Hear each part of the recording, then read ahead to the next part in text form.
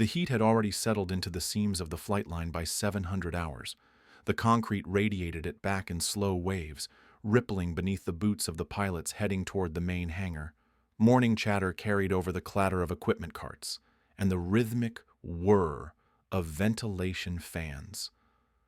The briefing tent's flaps had been rolled up, trying and failing to catch a breeze. Inside, clipboards clicked, water bottles thumped on tables, and the overhead projector hummed. Reese stood at the side of the tent, not close enough to be counted, not far enough to be invisible. Her gloves, frayed at the seams and darkened with years of dye powder and grease, hung from a clipped loop at her belt. Her flight suit, olive drab and sun-worn, looked a shade duller than the ones worn by the flight crew. No one mentioned her name when the roster was read. They never did. Lieutenant Chaz Monroe leaned against the edge of the portable table, spinning a pen between his fingers. His voice carried effortlessly across the half-circle of pilots gathered around. He was clean-shaven, tan, with a swagger that never left his posture, even when standing still. When the safety officer mentioned ejection protocols, he cut in with a grin. "Hey, let's make sure mine's got room for a cold one," Chaz said. "You know the drill. 1 splashdown, 1 six-pack. Tell Cooler Girl to pack it right." Laughter bounced through the tent. One of the newer pilots nudged his buddy and mimed lounging in a raft with a drink. Reese kept her hands still. She shifted her weight slightly to her left foot and kept her eyes forward. The officer nodded without comment and continued the briefing. No one corrected the joke. Behind the tent, the hangar doors stood half open, creaking lightly in the rising wind. The air inside was thick with rubber, plastic sealant, and the faint scent of salt. Reese moved between workbenches with practiced quiet, lifting a folded single-seat Raft onto a tray scale and reading the weight. She marked the checklist in neat handwriting, the serial number, inflator code, beacon registration, dye cartridge test, all confirmed. She lifted the edge of the Raft, unsealed a Velcro strip, and ran her fingers over the seam.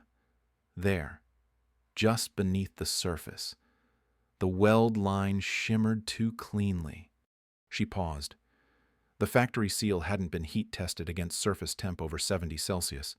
She had brought this up last week, in a side note on her maintenance log. No one responded. She folded the Raft again with slow care. Her fingers pressed it square and tight. Air bled from the valve with a soft hiss. The CO2 cartridge clicked into place. She laid it beside 4 others, identical, indistinguishable from any angle unless you knew where to look. The technicians across the hangar bay joked as they wheeled out a set of avionics crates. One of them pointed toward her with a smirk.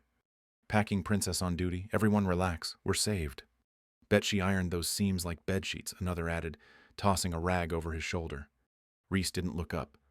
She reached for the next kit and began the process again. Beacon test, battery voltage, inflation valve integrity. Her pencil moved steadily down the checklist. She folded the corner of the form once, a signal to herself that this unit had passed the full round. Outside, someone honked a cart horn, and a trail of voices moved toward the FA-18s lined along the apron.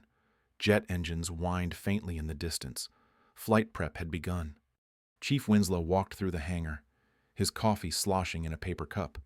He stopped briefly beside her station, glanced at the Raft pile, and gave a half nod. "Keep 'em pretty. They won't matter if they're not." Reese glanced at him. "One of the welds on the Bravo batch isn't holding. Heat tolerance is off spec."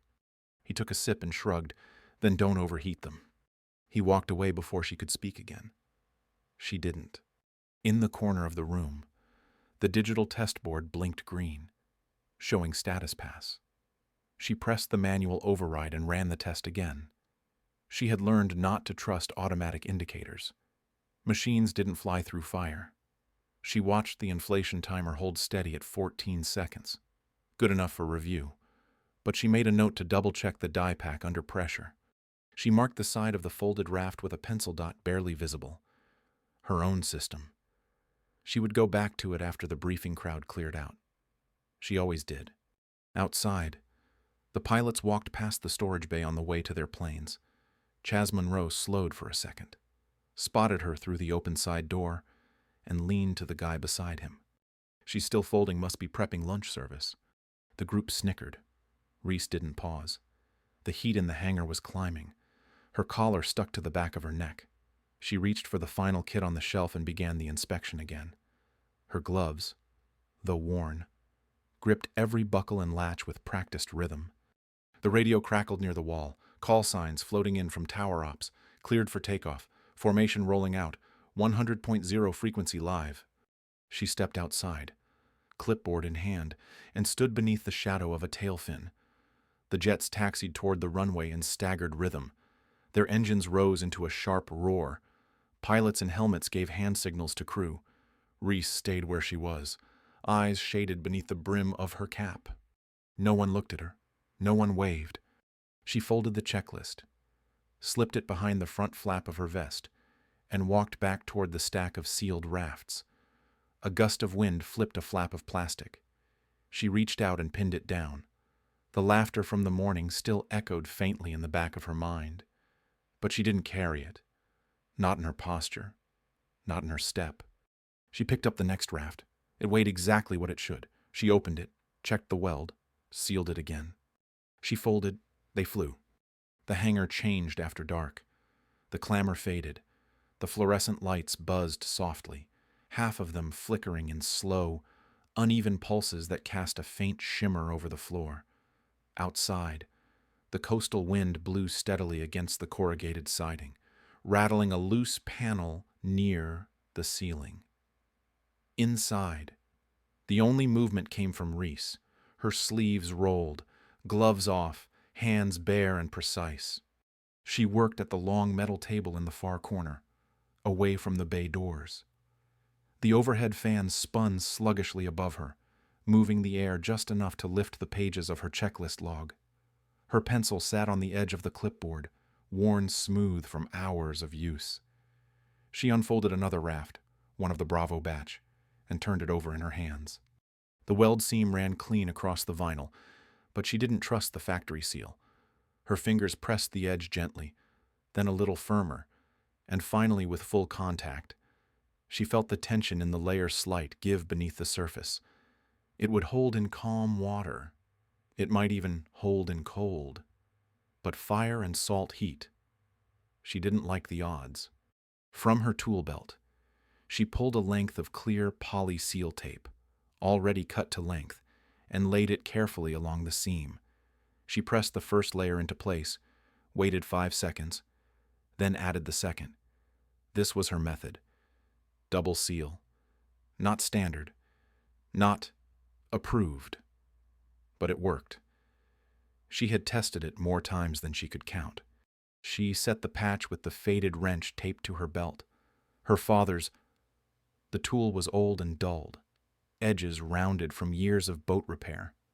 It wasn't even a perfect fit for the press, but she knew how much weight to apply. He had taught her that. Not with a manual, with the slow repetition of habit. Back when she was a girl on the docks, patching deck seals and trimming nylon floats, she remembered one stormy afternoon, salt spray blowing over the rail, when he showed her how to reinforce a weathered tow harness. The trick isn't in the patch, he had said, pressing his thumb along the edge. It's in what you do before it fails. That was it. One sentence she never forgot. She folded the raft slowly, smoothing out air bubbles, checking pressure bleed through the valve. Once sealed, she flipped the unit and opened the inflation flap. Inside, just beneath the label, she wrote a small capital R in pencil. It was faint, invisible, unless someone looked for it. But she would know. She stacked the completed raft alongside 6 others and picked up the next one. The process repeated without pause. Inflate, test, press, fold, mark. Her motions were steady, not robotic. Every step mattered. Every seal was a life measured in rubber and gas and seconds. The CO2 cartridge rattled softly as she rolled it into place. The sound echoed in the open bay. No one answered it. Her cot sat 10 feet behind her, tucked beside a cabinet that held beacon batteries and spare emergency whistles. The blanket was folded. A red mug sat upside down on a crate beside it. Her duffel remained sealed, untouched since she first arrived at the base 3 weeks earlier. She had not been scheduled for a room. She didn't ask for one. The air carried a mix of salt, rubber, and oil. It soaked into her hair and sleeves and skin. She didn't mind. It was cleaner than most places she'd worked. At least here. The kits were standard. Mostly. The failures were easier to track. She flipped the checklist sheet, revealing a page already filled with notes. Battery drain tests, timing differences, weight discrepancies. She had written every value by hand. No one had asked her to. No one had read them. She reached for the final unit in the crate, heavier than the others. She adjusted the pressure valve manually and reweighed the bag, 2 ounces too high. She removed the dye marker, tested it, swapped it out. Her pencil marked the correction. The hangar clock ticked past 0200. The wind pushed harder against the walls, and somewhere out on the pad, a chain clanked softly. Reese rubbed the back of her hand along her forehead, smearing a faint streak of vinyl residue across her temple. She didn't wipe it. Her knees ached when she stood, slow and stiff, and stretched once before walking the newly packed kits to the second shelf, each one aligned perfectly along the rail, tight and square. She checked them again. 7 total. Everyone marked. She returned to the table and cleared the tools, setting the wrench carefully in its taped slot. She wrapped the pencil in a torn piece of lint-free cloth and placed it in the side pocket of her belt. The raft she had just sealed cooled on the table, its folded edges tight and secure. She turned off the scale, pressed the test terminal into sleep mode, and walked toward the side door. Her boots echoed softly on the concrete. A coil of extension cord brushed her ankle. She stepped over it without looking down. Outside, the tarmac stretched in faint blue shadows. Sodium lights flickered near the control tower. A row of FA-18s sat like sleeping predators under canvas covers. The air was cooler now, salted and sharp. She pulled her sleeves down, buttoned the cuffs, and stood for a moment facing the line of jets. They would lift off in the morning. The crews would shout and joke and slap the fuselage on their way up the ladder. The rafts would sit beneath the seats, tucked out of sight, forgotten until they weren't. She looked toward the far end of the runway, where the wind carried the distant echo of breakers against the sea wall.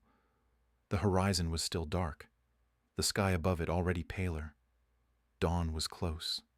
Reese walked back inside and set the final raft on the rack with the others.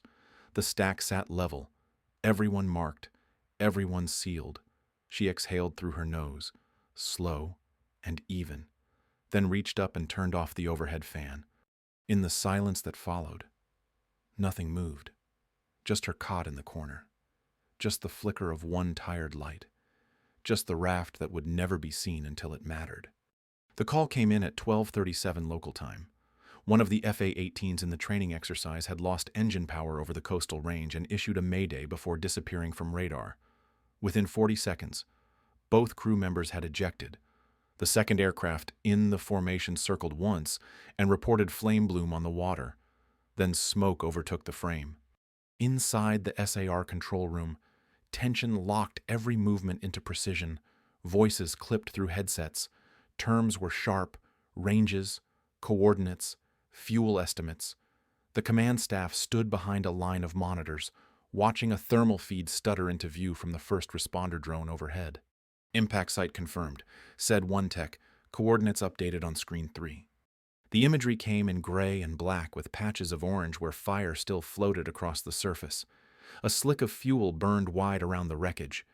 Debris pulsed in and out of view as the drone circled the area, adjusting altitude to cut through the haze. 2 locator signals had pinged in the first minute. Now only one remained active. The other had gone silent. Reese stood just inside the rear door of the hangar, a roll of raft seals still in one hand. She had been mid-test when the broadcast came through. No one called her in. She walked toward the doorway on instinct, drawn by the shift in the air. Voices were sharper, movements too fast. Something had changed. She stood where she could hear, but not be seen. Rescue boats are holding perimeter. Someone said, "Fire too close. Can't make entry." "What?" Zoya stepped to the center monitor. Her sleeves were rolled and her voice was low but urgent. "I want eyes on the survivor. We need confirmation. Pull the drone tighter." The drone dropped altitude. Static scratched across the screen, then cleared. A raft came into view. Single seat, inflated, upright. It bobbed inside a loose circle of burning fuel. The fire came within 2 meters of the raft on the north side. Bits of scorched fabric drifted nearby. A sliver of vertical antenna rose from the raft's rear panel, just above the waterline. "That's where the signal's coming from," said the tech. "Beacon's hot. Antenna survived above flashline." "Is that Monroe?" Zoya asked. "Too much haze to tell," someone replied. The thermal image adjusted again. The figure in the raft slumped slightly. Helmet still on, one arm across the lap, still breathing, still transmitting. In the hangar, Reese's eyes locked onto the raft. It was standard issue. Single seat, from the Bravo batch, but the seam on the side had a faint angle just enough to show it had been hand-pressed during repack. The outer flap near the inflation valve fluttered in the wind. And there it was. Just inside, just for a second. Her R, the pencil mark, pressed into the interior flap during sealing. No one else used pencil. No one else wrote inside the raft. She recognized the fold too.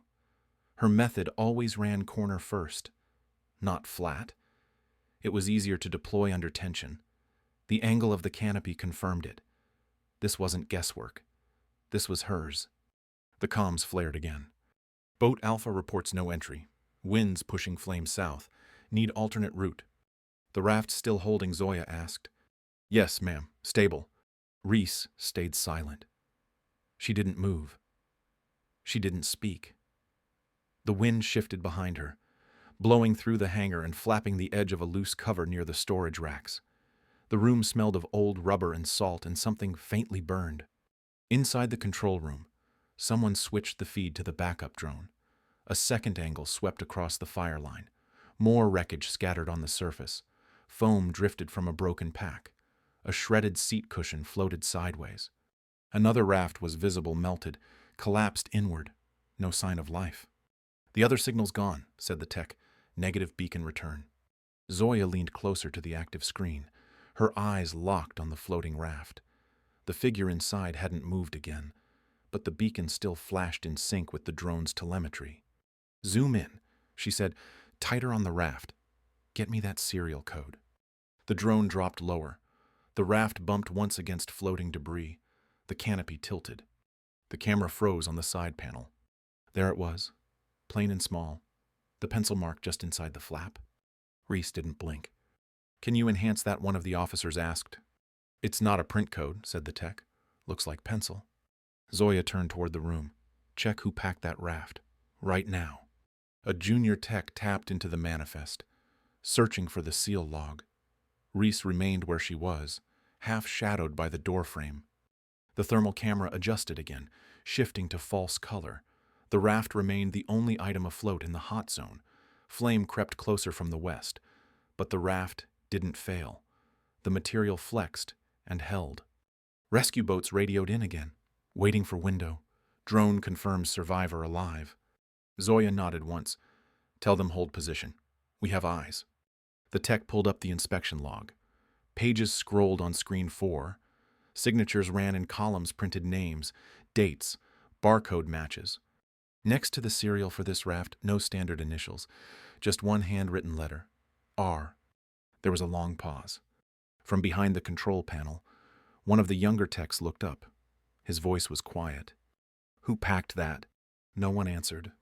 Reese stepped backward, just once, then turned. She walked slowly back toward her bench, the sound of the fan humming low above her.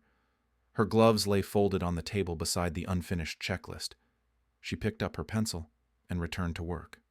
Outside, the fire still burned, but her raft held. The conference room was too cold for comfort. Fluorescent lights hummed overhead, and the air smelled faintly of plastic and brewed coffee gone stale. A warped whiteboard stood on one side of the room, half filled with numbers and diagrams. At the center of the long table sat a pile of remains, shredded vinyl, melted plastic, a crushed CO2 inflator warped from pressure. These were what was left of the standard Raft units. All of them had failed. A junior logistics officer presented a chart, his voice steady but dry. We recovered 6 rafts from the debris field. 5 were from the Bravo batch, all consistent with inventory installed on aircraft 04. 4 of them suffered canopy collapse from flame exposure. 1 failed inflation outright. 1 reinflated, then tore along the welded seam. And the 6th asked the base executive officer, leaning back in his chair. The 6th held, fully inflated, intact, carried the surviving crew member from the water to recovery. The beacon remained active for 72 minutes. GPS stayed clean. Lil T. Zoya sat beside the screen, flipping through drone footage on a touchpad. She stopped on the now familiar image of the lone Raft holding inside a halo of fire. Canopy upright. Beacon blinking. She zoomed in, paused, and traced her finger across the edge of the flap. There, she said, tapping once. Right there. That pencil mark. The room stayed quiet. Chief Winslow shifted in his seat. We don't mark rafts by hand. At least, we're not supposed to. We're not supposed to let them fail in open fire either, Zoya replied without looking at him. The logistics officer pulled up a new page. It showed an image from Reese's maintenance station, taken earlier that morning. On the table sat a half-packed raft, flap open, with a pencil R written just beneath the seam. The executive officer looked up. Who's R? She's here, Zoya said. We asked her to bring the log. The door opened. Reese stepped inside, clipboard in hand. Her sleeves were rolled, hair tied back, and her boots were still damp from walking the hangar line. She said nothing as she approached the table. Zoya nodded toward the seat beside her. This is Reese. She packed the raft that held. Reese sat without adjusting her posture. She placed her handwritten logbook on the table. The cover was creased, the edges curled from repeated use. Each page was filled in pencil, tightly spaced, with the weight, valve function, inflation timing, and notes about the weld seams for every raft she had tested. Chief Winslow cleared his throat. This isn't regulation documentation. No, Reese said quietly. It's just accurate. The logistics officer flipped through the pages. These aren't just pass-fail checks. She wrote temperature deltas, surface tension tolerances, chemical reactivity. Most of it matched factory specs. Reese added. Some of it didn't. I marked the differences. The executive officer leaned forward, and that patch on the successful raft. The double seal. Why was it added?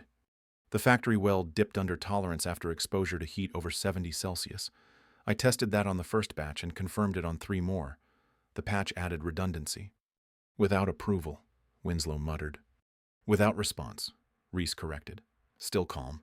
I logged it twice. No one followed up. Zoya tapped her stylus on the table. She didn't go around the system. She built what the system overlooked. Reese didn't look up. Her eyes stayed on the table. The footage played again on the monitor, the raft drifting, surrounded by smoke, the antenna above the flame line, the pilot inside, still and slumped, but alive. There was a knock at the side door. A medical tech entered and approached Zoya. She leaned in, whispered something, and handed over a folded note. Zoya opened it and read aloud. From Lieutenant Monroe. Just regained full coherence. Told his nurse. Tell her it held. That's why I'm here. Silence followed. Reese sat still, the clipboard untouched on her lap. Zoya turned toward the rest of the room. Every raft failed but one, and it didn't fail by luck. It held because it was modified to do so, quietly, without ceremony, without recognition. The executive officer nodded once. And the other 5. Can we confirm what went wrong?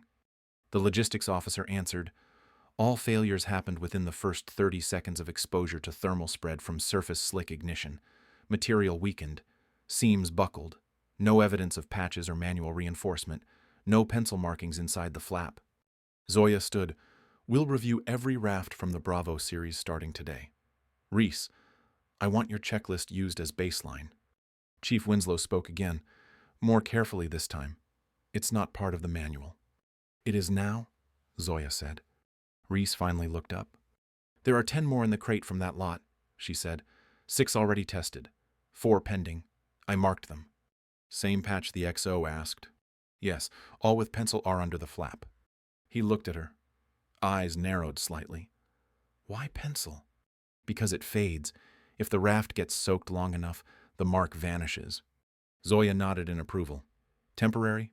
Quiet, but traceable long enough to matter. The XO turned back to the drone feed and watched as the frame replayed. Fire pressed closer. The raft held. The pilot lived. Zoya's voice dropped as she addressed the room one last time.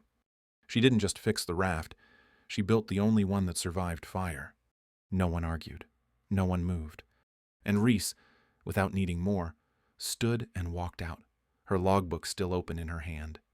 The hangar door stayed open all morning, letting in the salt air and the sound of boots crossing the apron. It was cooler than usual, the wind coming in straight off the water. The inspection station had been moved from the side bench to the center bay, and Reese stood at its edge, hands gloved, her sleeves rolled high. Around her, a small team of logistics officers worked in near silence. Every raft was unpacked, tested, and repacked under her direction. The process had not changed, but the posture around her had, where before there had been noise and sideways comments, now there was stillness. Every glance was measured. Every instruction followed. A junior tech held up a raft and asked, "You want this one heat-cycled twice, or just full valve pressure?" "Twice," Reese said. "Then we log timing at 100.0 degrees." The tech nodded and moved without comment. Another officer adjusted the terminal, running a verification script from her handwritten notes. The field had been renamed in the database Custom R Cycle. She hadn't asked them to. The patched raft, the one that held during the fire, now rested in a sealed display case on the north wall. It was blackened at the seams, canopy warped, the inflation cord scorched and split, but it was whole. The flap remained open just enough to show the pencil R inside. Still faint, but visible. Someone had cleaned the case. No one admitted who. Reese didn't linger near it. She had tested 3 units already that morning, each one checked and logged in pencil first before any digital entry. Her clipboard rested on the table beside a replacement cartridge box and a roll of sealant tape. She worked without hurry. At midday, she walked the crate line and checked the backup inventory tags. The weight differential on batch 5 was too high. She flagged it quietly. One of the supply officers stepped in and adjusted the code to match her assessment. No questions. By early afternoon, the pilots passed through in pairs and threes. Some stopped to glance at the raft behind glass. Others said nothing. Chaz appeared near the far door, walking slower than usual. He had a wrap on his arm and a slight stiffness to his right leg. His eyes tracked the room until he found her. He approached without fanfare. "Wanted to wait until things were calmer," he said. She looked at him and gave a single nod. "I owe you sky and salt," he said. "I don't remember the impact, just the heat, then water. I felt the raft come up underneath me like it knew I was there." "You were lucky," she said. "No," he replied, softer. "I was packed right." He didn't say anything else. He stepped back, glanced once at the display case, then left. She didn't follow him with her eyes. She turned back to the raft on the table. One of the younger techs leaned toward his partner as they watched. "You get the one with the R yet?" "Not yet," the other whispered back. "They say if you do, it's Reese-proofed." The phrase had started as a joke. Now it stuck. "Lot." Zoya entered the hangar mid-shift, clipboard in hand, jacket tied around her waist.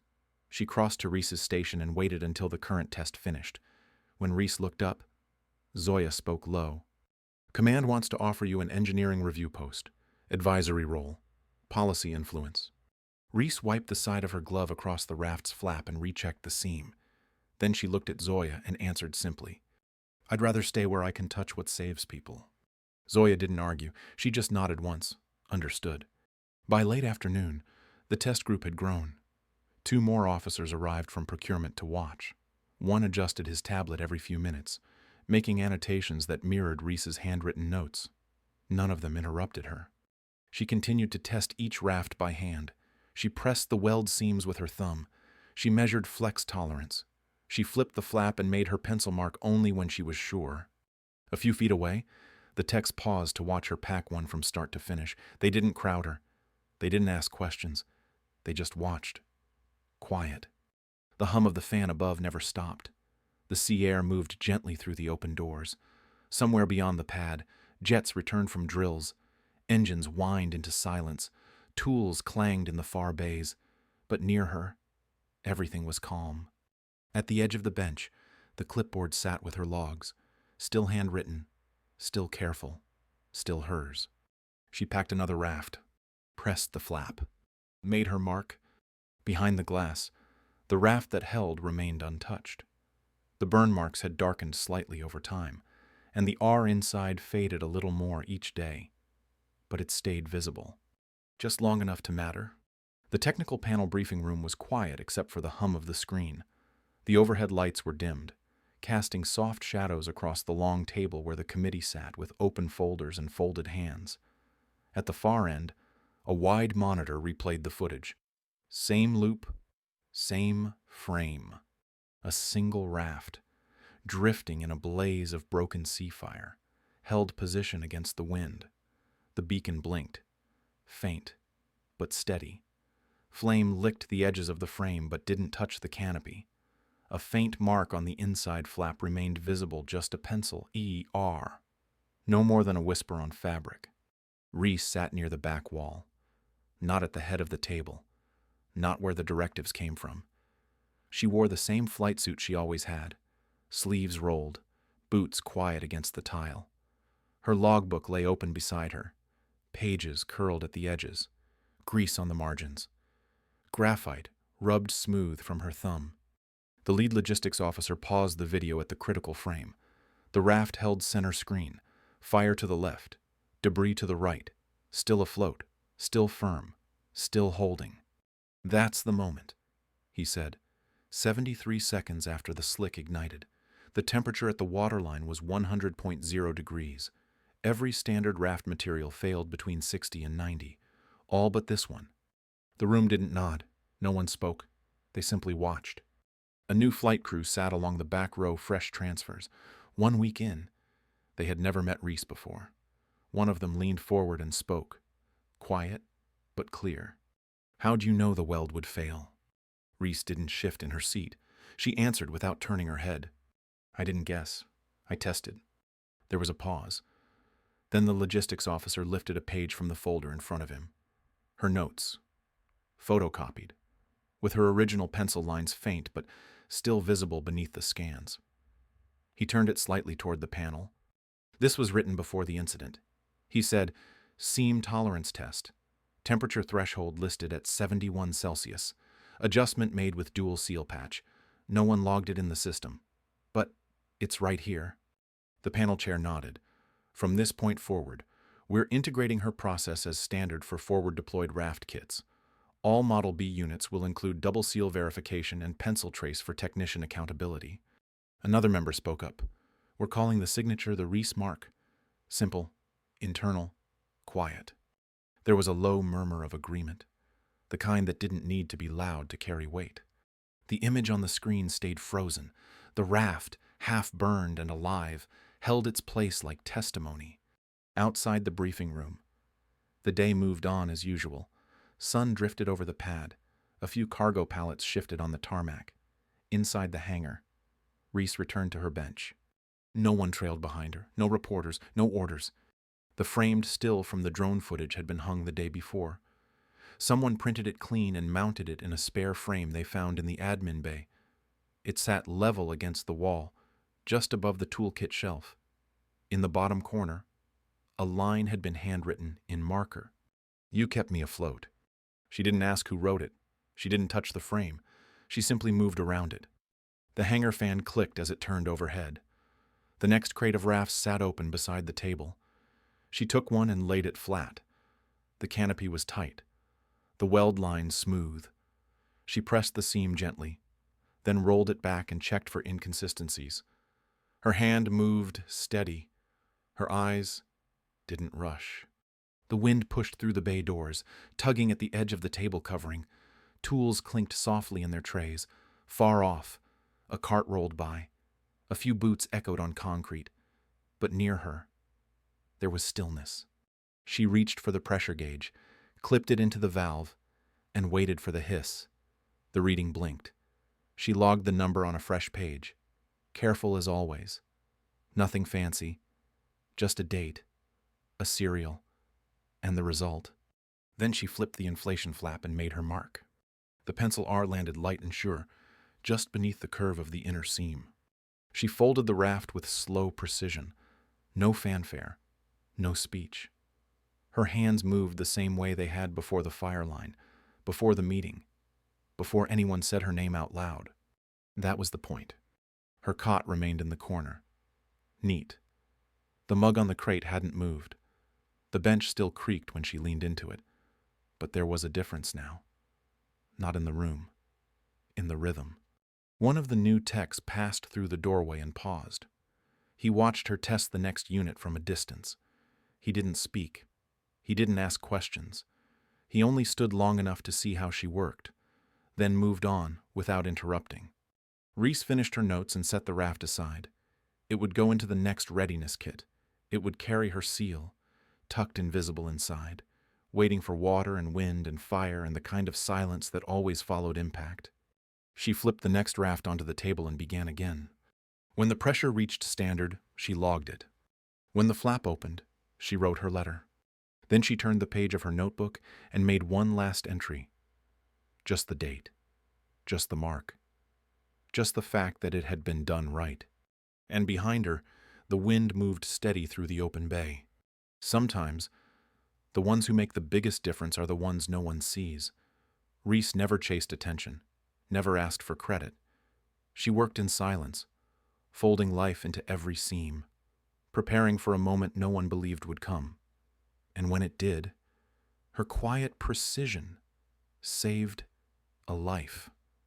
Not because she was lucky, but because she was ready. This is not a story about heroism in headlines. It is about the dignity of doing the job right, even when no one is looking. It is about self-worth that does not need applause, and strength that comes from showing up again and again. If that resonates with you, take a moment to reflect. Share what stood out to you in the comments. And if you believe in the power of quiet strength, follow for more stories like this. Stories about the ones who hold the line when everything else breaks.